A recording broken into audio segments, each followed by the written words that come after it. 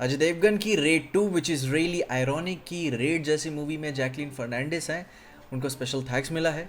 अब खैर अगर आपको समझ में आया होगा तो आया होगा, वैसे no hard feelings, I really like her. जहाँ रेड 2 मूवी की बात करें तो इट्स अ मिड मूवी। 2018 में जब रेड 1 आई थी तो वो सही पिक्चर थी, पर इतना कुछ खास कमाल का भी नहीं था कि मैं उसे एक ओवर आर्चिंग स्टोरी में देखना पसंद करूंगा। जहां भी रेड 2 में थर्ड और फोर्थ पार्ट का हिंट भी है, विलन्स का सेटअप भी है, सरकारी नौकरी की असली ताकत भी दिखाई गई है। एंड यही मूवी को देखते हुए मैं इस बात से ज्यादा हैरान था कि ये इसे एक ओवर आर्चिंग फ्रेंचाइज में बदलने की कोशिश कर रहे हैं, जैसे कि टॉम क्रूज अपनी मिशन इम्पॉसिबल मूवीज को बनाता है।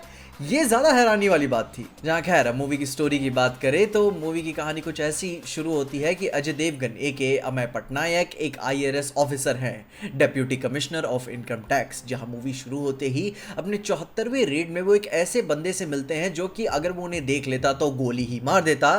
एंड वहां अजय देवगन भाई साहब उनके सामने नहीं जाते हैं। वो बंदा चाहे सामने से जैसे भी था, वो उसे पीछे से उसके बंदे को पकड़ते हैं जब वो अपने ट्रक्स को लेकर कहीं और पे भेज ही रहा होता है अपने पैसों और अपनी प्रॉपर्टी एंड सोने को छुपाने के लिए। तो मिस्टर देवगन पीछे के रास्ते से उसे पकड़ लेते हैं, उसके बंदे को, एंड फिर सारा माल सीज करने के बाद उससे 2 करोड़ की रिश्वत मांगते हैं। And at this point I was like oh shit, that was neat. लेकिन अब्बास मस्तान के प्लॉट ट्विस्ट के चरण को स्पर्श करते हुए ट्विस्ट ये है कि मिस्टर हीरो इससे भी बड़ी रेड मारना चाहते हैं। एंड इसके लिए उनकी 74वीं रेड एवेंजर्स इन्फिनिटी वॉर की तरह बस एक सेटअप था, क्योंकि उनका एंड गेम है रितेश देशमुख जो कि दादा मनोहर भाई हैं, उनके ऊपर रेड मारना।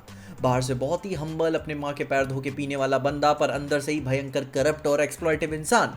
तो एक झूठे रिश्वत के केस में जब वो अपना ट्रांसफर दादा भाई के इलाके में करवा चुके होते हैं और पिक्चर के पहले हाफ में एक अनसक्सेसफुल रेड भी डाल चुके होते हैं, तो अपने सेकेंड हाफ में एक प्रॉपर रेड मारते हैं। एंड धीरे धीरे वो काफ़ी रेड लंबी चलती है अलग अलग तरीकों से, जहाँ सिर्फ करप्शन ही नहीं बल्कि औरतों की एक्सप्लॉइटेशन भी है। और ठीक जैसे सिम्बा मूवी के आखिर में हुआ था कि जब उन सारी औरतों के एक्सप्लोइटेशन के बारे में घर की औरतों उसकी माँ को पता चल जाता है, तो कैसे मूवी में आखिर में विलन ही हार मान लेता है कि हाँ भाई तुम ही जीत गए, ऐसी कहानी की एंड होती है। तो मोटी मोटा हिसाब यही था मूवी का। अब मूवी में हीरोइन को क्यों चेंज किया गया, इसका आंसर तुम्हारे साथ मुझे भी जानना था कि वानी कपूर क्यों है इसमें। तो ऐसा कुछ खास रोल नहीं है उनका, इलियाना डिक्रूज नहीं आई, कोई बड़ी बात नहीं है, ऐसा उन्होंने कुछ बहुत मिस नहीं किया। जहाँ मैं आपको एक बहुत ही फनी सा सीन जो मुझे बहुत फनी लगा तो आपको शेयर करना चाहूँगा कि मूवी शुरू होती है, थोड़ी देर हुई है, सब सेटल डाउन ही हो रहे हैं, एंड ठीक जब वो बेसिक ऐस गाना आने वाला होता है हीरो हीरोइन के बीच में,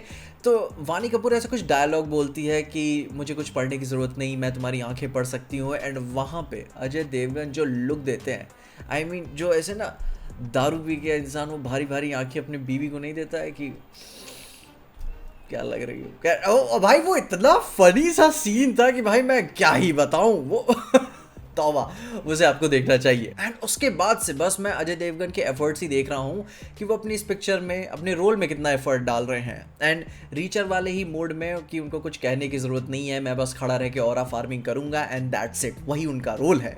जहाँ अजय देवगन अपने डांस में जितना एफर्ट डालते हैं उतना उन्होंने इस बार अपनी एक्टिंग में भी एफर्ट डाला है। अब देखो मुझे हेटर मत बोलना, ये नहीं कि मैं कुछ बुरा बोल रहा हूँ उन्हें, नहीं, जैसा कहानी में उनका कैरेक्टर था उन्होंने उतना ही सफिशिएंट प्ले किया हुआ है, ऐसे कुछ खास नहीं। लेकिन ये बस एक सीआईडी को बस बजट दिया हुआ पिक्चर लग रही है और कुछ नहीं। वहीं दूसरी तरफ देखें रितेश देशमुख के कैरेक्टर को, तो उन्होंने बहुत ज़्यादा हैवी लिफ्टिंग की है पिक्चर में। वो लाज लिहाज, बोलचाल, शांत रहने का तरीका एंड शांत रहते हुए लोगों को डरा देना, बंदे ने काफ़ी एफर्ट मारा है। देख के लगता है कि हाँ मैं किसी एक अलग इंसान को देख रहा हूँ जिसका एक दोहरा चरित्र और एक विचार है। जिनके बाद अगर मुझे फिल्म में कोई पसंद आया है तो वो है अमित सैल। उनकी कॉमिक टाइमिंग कमाल की है, फन लगते हैं, बहुत अच्छी परफॉर्मेंस की उन्होंने। एंड साथ ही साथ सौरभ शुक्ला वो अमेंडा वॉलर बन चुके हैं इस मूवी में। एंड काफ़ी इंटरेस्टिंग सा रोल है, आपको शुरू में समझ नहीं आता कि मतलब वो हैं क्यों मूवी में और क्या करने की कोशिश कर रहे हैं, बट जब एंड में आता है बस उस सीन को उन्होंने पोस्ट क्रेडिट नहीं बनाया, बट वो है पोस्ट क्रेडिट वाला ही माली।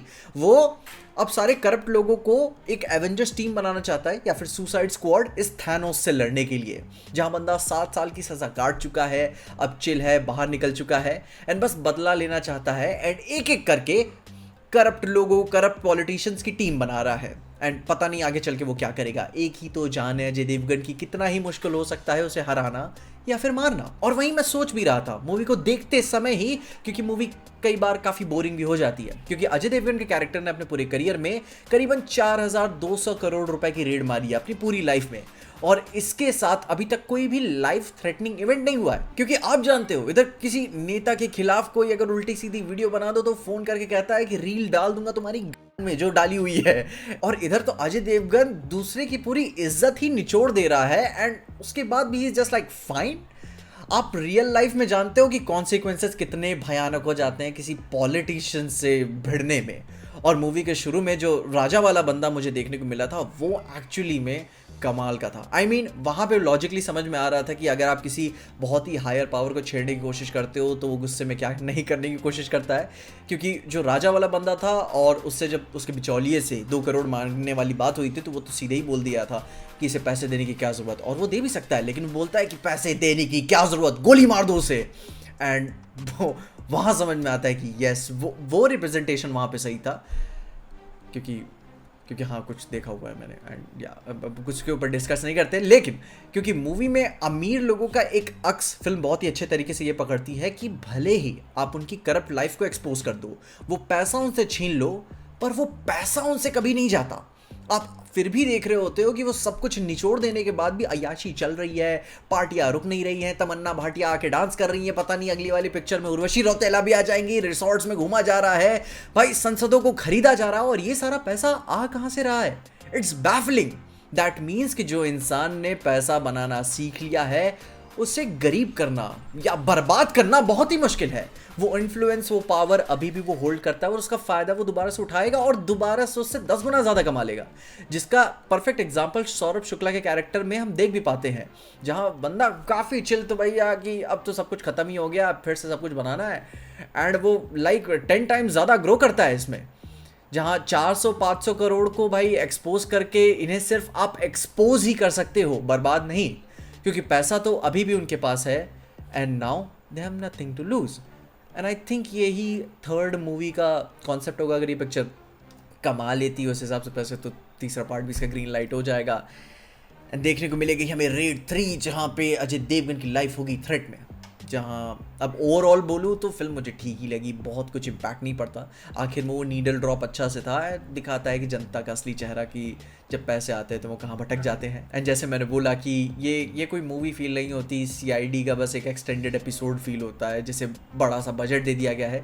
वैसे कुछ खास नहीं है मूवी में, एक फॉर्मूला इन्हें लगा है कि भाई हमें मिल चुका है कि चलो इसे एक फ्रेंचाइज में बनाने की भी कोशिश कर लेते हैं, चेक बुक्स हमें मिले ही हुए हैं, वहाँ पे बस टिक मार्क करना है कि मूवी में ये चीज़ें होंगी। क्योंकि अगर आप एंटरटेनमेंट वैल्यू की तरफ अगर जाते हुए देखोगे तो जैसे टिपिकल सदर्न मूवीज़ होती हैं या फिर भोजपुरी मूवीज़ होती हैं ना, कि आपको उसमें ड्रामा भी देखने को मिलेगा, 2-4 गाने भी हो जाएंगे, बिल्डअप्स भी है, औरत माँ बहन सेक्सुअल असॉल्ट, समाज को सिखाने वाले कुछ इमोशंस भी आपको देखने को मिल जाएंगे, एंड दैट्स इट। ओवरऑल एक पैकेज तो आपको मिलता है कि आपका वीकेंड खराब ना जाए और आपको वीकेंड में इंटरटेनमेंट मिलेंगे अपने पैसे के हिसाब से, एंड दैट्स इट। बस वही है जो कि बस उतने ही 2 दिनों के लिए ही आप इसे याद रख पाओगे, जो कि सिर्फ वीकेंड तक ही रहने वाला है। जहां उसके आगे पिक्चर में ऐसे कुछ बहुत याद रखने वाली चीज़ नहीं है। मैं एक्सपोजिशन में बहुत ही ज़्यादा बोर भी हो गया था, क्योंकि आप समझ ही पा रहे हो मेरा फोकस है मूवी में, मैं देख रहा हूँ, ऐसी बात नहीं कि फ़ोन या कुछ, मगर फिर भी फिल्म को देखते देखते मैं थॉट दे रहा हूँ, क्योंकि खो गया था मैं। मूवी बहुत ही बेसिक सी टेम्पलेट वाली फील होती है, सरकारी अधिकारी, फैंटास्टिकल, सुपर हीरो ही बना दिया है उन्हें,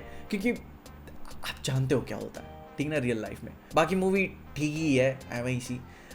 इसके अलावा तो मैं तो अजय देवगन की next iconic movie son of Sardar 2 का ही वेट कर रहा हूँ। सन ऑफ सरदार 1 तो मुझे बहुत पसंद आई थी। उन्होंने कहा था ना कि पाजी कभी हंस भी लिया करूँ, शेर कुत्ता नहीं जो बुलाने में आ जा। भाई मेरी फेवरेट ब्रेन रॉट मूवी, मैं उसके इंतज़ार में हूँ। बाकी तुम अपने ओपिनियंस बताओ कि तुम इस फिल्म के बारे में क्या सोचते हो, अगर तुमने देख लिया है और अगर नहीं देखा है ठीक है, तो अभी क्या ही बोले। बाकी अपने ओपिनियंस में कमेंट जरूर बताना, और तब तक के लिए देखते रहना PJ एक्सप्लेन।